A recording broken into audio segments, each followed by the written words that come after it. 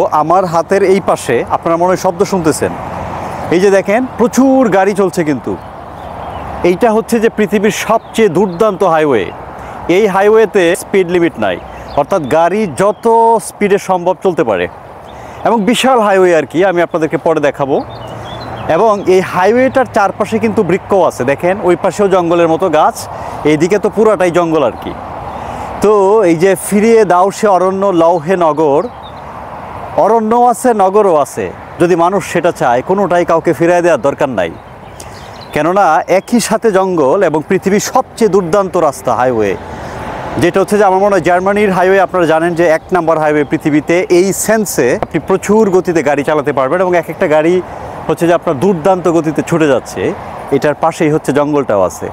এই কথাটা বলার কারণ এইটাই যে বাংলাদেশে এখন যেই পরিমাণ গরম যাচ্ছে কিংবা আরও আসবে, কিন্তু এখনই যে তাপমাত্রা শুরুতে, আগামী 3 বছর পর কী হবে। কেন বলছি জানেন? মূলত ক্লাইমেট চেঞ্জ নিয়ে যখন পড়াশোনা করি তখন আমি আটকে উঠি, কারণ বলা হচ্ছে যে আগামী প্রায় ধরেন 2050 সালের মধ্যে পৃথিবীর জনসংখ্যা হবে 10 বিলিয়ন, মানে এখন হচ্ছে যে 800 কোটি, তখন 1000 কোটি হয়ে যাবে। এই যে আরও 200 কোটি মানুষ আসবে অতিরিক্ত, কোথায় যাবে এরা? বাংলাদেশের ঢাকায় যদি আরও চাপ বেড়ে যায় মানুষের, এখনই গরমে টিকা যাচ্ছে না, তখন কি হবে, তাই না?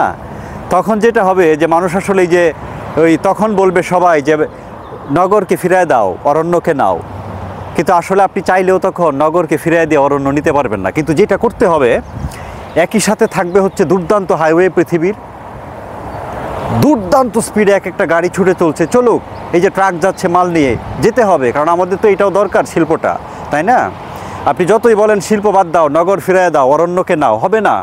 নগর প্রয়োজন আছে মানুষের, কারণ নগর কেন্দ্রিক সভ্যতার কারণে আমরা হয়তো এখন ইন্ডাস্ট্রি কিংবা এই যে আজকের এই আধুনিক যুগ, সেটা সম্ভব হচ্ছে, রাইট? সেইটাকে টোটালি ফিরিয়ে দেওয়া আদৌ কি পসিবল হবে? কিন্তু আমি যেটা মনে করি যে বরং এই ফিরিয়ে দেওয়ার কারবারে না গিয়ে আমরা যদি একসাথে ধরেন, একদিকে থাকবে হচ্ছে হাইওয়ে, আরেক দিকে থাকবে হচ্ছে যে বিরাট অরণ্য, এই দুইটাকে যদি সম্মিলন ঘটাইতে পারি তাহলে আবার ঠিক আছে। কিন্তু এই যে দেখেন এখানে কিন্তু একটা কাঁটাতারের বেড়া দেয়া, এই যে খুঁটি দিয়ে পুরো হাইওয়ে যেখান থেকে শুরু হয়েছে ওইদিকে জঙ্গল থেকে, এটার পাশ দিয়ে ওরা কাঁটাতারের বেড়া দিয়ে রাখছে। কারণ হলো প্রচুর হরিণ আর কি এখানে, মানে আমি অলরেডি অনেকগুলো হরিণ দেখছি, আশা করছি আমার ভিডিওতে কয়েকটা আসবে।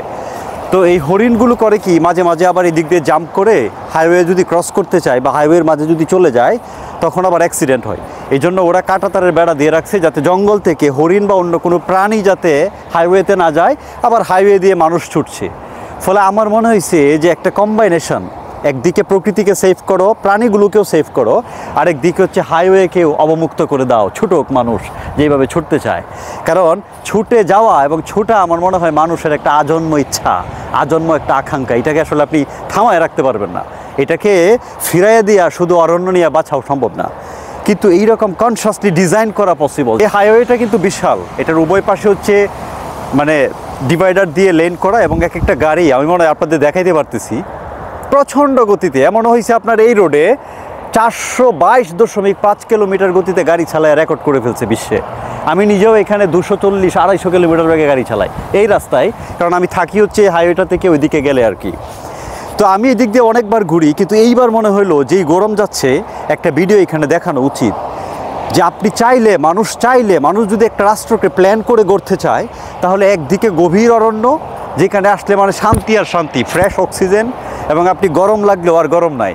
আরেক দিকে হচ্ছে যে বিশাল বিশাল হাইওয়ে, যেখান দিয়ে গাড়ি ছুটবে, চলুক, সব কিছু প্রয়োজন আছে। এই মেসেজটা হইতে পারে যে আমার এটা। আর এই দিকে হচ্ছে যে আপনার ফসলি জমি, জঙ্গলের পাশে আর কি, বিস্তীর্ণ ফসলের জমি এবং জঙ্গল। আর ঠিক আছে, ওরা এক ধরনের মূলার মতো চাষ করছিল, এগুলো কিছুদিন আগে তুলে ফেলছে, এখন আবার সামারের জন্য কিছু একটা করবে।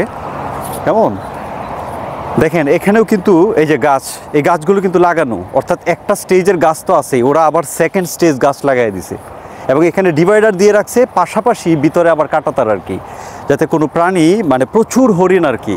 এখানে হরিণ মারাটা একটা বিরাট অপরাধ, যদি লাইসেন্স না থাকে বা কোথায় মারতে হবে সে অনুমতি না থাকে। তো এইটা দিয়ে রাখছে, ফলে কিন্তু একটা সেফটিটা হয়ে যাচ্ছে। এইখানে আসলে আমি যেটা দেখে আশ্চর্য হই যে দেখেন, মানুষের সেন্স থাকলে যে কোনো পরিস্থিতিকে বসবাসযোগ্য করা যায়। সেইটা হচ্ছে যে জঙ্গলকেও রাখা যায়, প্রাণীগুলোও যাতে ভুলে, যেহেতু হরিণ বুঝে না সে কিন্তু হাইওয়েতে গেলে মারা যাবে। এক একটা গাড়ি নন স্টপ গতিতে চলছে, এই জন্য তারা কাঁটাতার, ডিভাইডার সবই দিয়ে রাখছে, 2 লেনের গাছও লাগাই দিছে যে অরণ্যও থাক নগরও থাক, দুইটা একসাথে চলুক। সেটার ভিতর দিয়ে মানুষ কীভাবে একটা সভ্য জায়গা এবং সমাজ করতে পারে, সেইটা হচ্ছে মূল টার্গেট। দেখেন আমি এখন যেখানে আছি পুরো ঘাস আর ঘাস আর কি, একেবারে আমার হাঁটু অবধি। আমার মনে হয় আমাদের গরুকে যদি এখানে এনে ছেড়ে দেওয়া যায়, ওরা মানে পাগল হয়ে যাবে খাওয়ার জন্য। একদম সবুজ প্রান্তর এবং ঘাস, কেমন। এটার পিছনে এদিকে পুরোটাই জঙ্গল এরিয়া, আর এই হচ্ছে যে সেই হাইওয়ে আমি যেটা আপনাদেরকে দেখাচ্ছিলাম। এবং এখানকার সাইনবোর্ডে লেখা আছে যে হ্যানোভার জার্মানির খুবই বিখ্যাত এবং বিরাট শহর, এবং আমি যে স্টেটে আছি সেটার রাজধানী। 139 কিলোমিটার, কেমন, এবং দুর্দান্ত গতিতে মনে করেন এই হাইওয়ে দিকে এই যে গাড়িগুলো ছুটে যাচ্ছে। আর আমার এই পাশে হচ্ছে যে আপনার বিস্তীর্ণ জঙ্গল, এক একটা গাড়ি শত শত কিলোমিটার গতিতে ছুটে যাচ্ছে। সুতরাং এই যে কথাটা যে ফিরিয়ে দাও সে অরণ্য, লও হে নগর, আমার মনে হয় এটা সম্ভব না। এর জন্য যেটা সম্ভব সেটা হচ্ছে যে থাক না, নগরও থাক, হাইওয়ে থাক, দরকার আছে। মানুষ ছুটতে চায়, আজন্ম পাগল মানুষ ছোটার জন্য। আবার এইটাও লাগবে, এই প্রকৃতি, এই গাছপালা, এই ঘাস, এগুলো যদি না থাকে তাহলেও আবার দেখছেন গরমের অবস্থা। এবং আগামী 2050 মানে 2050 সালের মধ্যে পৃথিবী ভয়াবহ রূপ ধারণ করবে, কারণ আরও 200 কোটি মানুষ বেড়ে যাবে এবং আমাদের পৃথিবীর টেম্পারেচার আরও বেড়ে যাবে। যেইভাবে আমরা গাছপালা কেটে এবং CO2 বিভিন্ন কারণে যেভাবে ইমিট করছি, এটার ফলে এটা হবে। দেখেন আমি এবার আরেকটু অরণ্যের দিকে ঢুকে গেছি, হাইওয়ের পাশেই আমি এবার আরেকটু অরণ্যে ঢুকে গেছি। এখানে হচ্ছে যে আপনার নানা ধরনের গাছ দেখেন, মানে নতুন বসন্তের পর নতুন পাতা আসছে, ফুল আসছে। দেখেন একেবারে যেন সবুজের ভিতরে আছি আমি আর কি, মনে হয় যেন সবুজের সমুদ্র দিয়ে হেঁটে যাচ্ছি। আবার দেখেন একই পাশে বিরাট বিরাট গাড়ি ছুটছে। এইবার জঙ্গল থেকে বের হইলাম, এখন হচ্ছে যে আপনার দুই পাশেই হচ্ছে ফসলের মাঠ, সেদিক দিয়ে হাঁটবো।